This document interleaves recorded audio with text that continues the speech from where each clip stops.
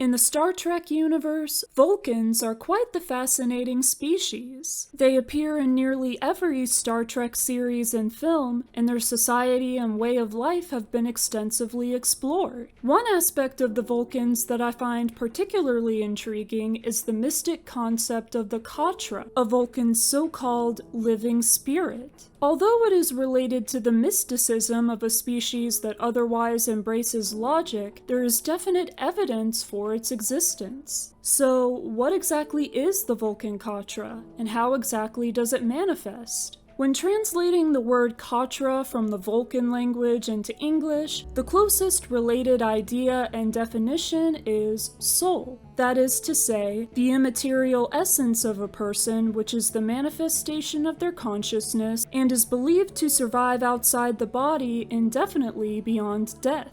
Such a concept exists in many cultures from Earth and beyond, such as the Bajoran belief in the Pa and the Okampa belief in the Komra. Vulcans also believe that the Katra contains their knowledge and memories. For this reason, the Katra is sought to be preserved in such a way that the wisdom of its owner is still accessible after the owner's death. This is where the interesting part comes in, Vulcan's ability to transfer their Katra into another receptacle. The Katra can be transferred to another person, including a non-Vulcan, through a mind meld, or into a special object called a Katric ark.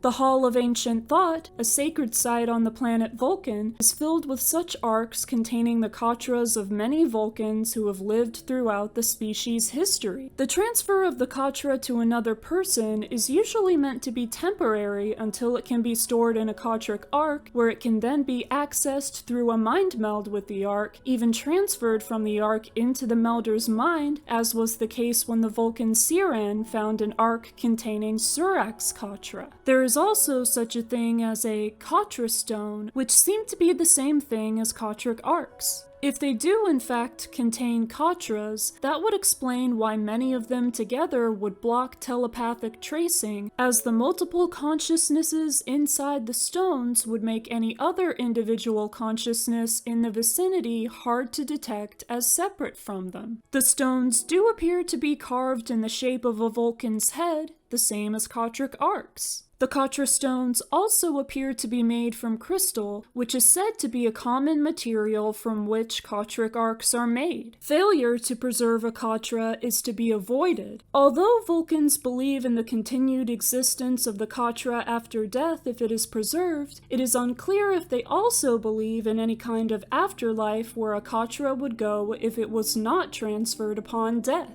Perhaps such an idea is not embraced because while Vulcans can more or less prove the existence of a Katra, they cannot prove the existence of an afterlife. Typically, a Katra would be transferred to another person at the moment of death, so it would go from the owner directly into the mind of the recipient. However, in the case of Spock giving his Katra to Dr. McCoy in Star Trek II: The Wrath of Khan, he does so shortly before he dies, raising the question of how exactly the process works and what even makes it possible. The way I see it, there are three main possibilities: that Spock briefly lived without his Katra from the transfer until the moment of his death, he simply gave McCoy a copy of his Katra, or that he somehow marked McCoy's mind to receive Spock's Katra upon Spock's death whenever it came to occur. The question of how exactly Katric transfer works also raises the question of what exactly a Katra is. There is some speculation both in-universe and among Star Trek fans that the Katra is simply the complete sum of a Vulcan's thought patterns. Vulcans have also referred to the mental patterns of other species as Katra, such as Trill. Vulcans are directly stated to be capable of what has been called synaptic displacement, the implantation of one individual's thought patterns into the brain of another. In this case, a person could probably not keep living for any amount of time if the only manifestation of their thought patterns went to another person. In the case of their thought thought patterns being copied, it is plausible. This, however, implies that once Spock is reborn through the Faltor Pan ritual in which his Katra is returned to his body, he only had a copy of his thought patterns, and their original form would have been lost when he died. The fact that Spock's regenerated body continued living before the refusion also suggests this. However, my personal interpretation is that Spock created a connection between his mind and that of Dr. McCoy upon melding with him, through which his Katra was transferred. There is evidence in primary and secondary canon that a mind meld creates something of a lasting connection between the individuals who melded.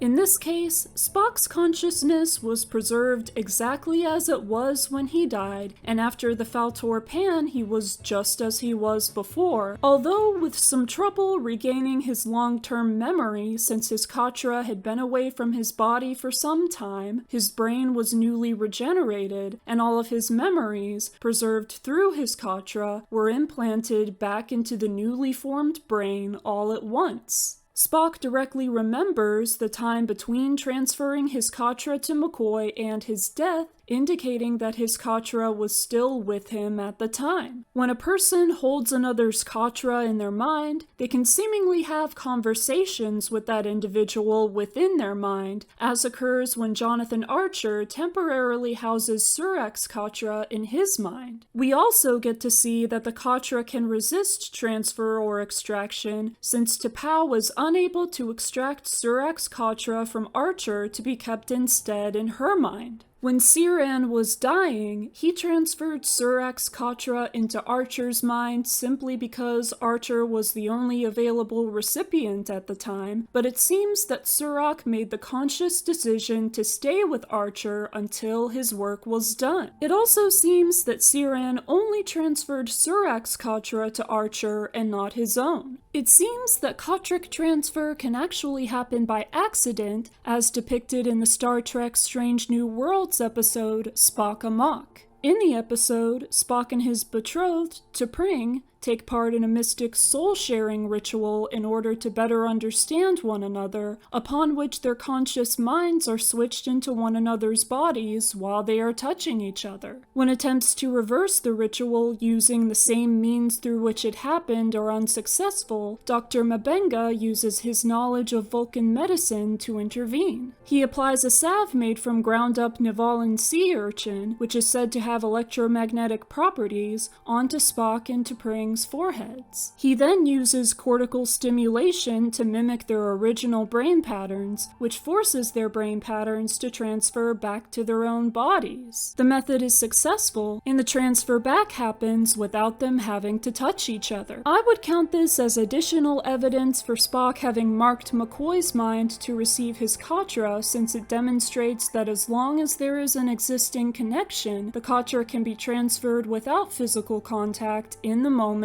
that the transfer happens. One aspect of the Katra which definitely suggests it has mystical properties is the fact that it can be used for healing, even reversing death, in a process called a soul graft. In Star Trek Discovery, when Michael Burnham is mortally wounded during a terrorist attack and briefly dies, her Vulcan foster father Sarek uses his Katra to revive her, which permanently leaves part of his Katra with her and creates a unique connection between them, said to be stronger than that of a mind meld.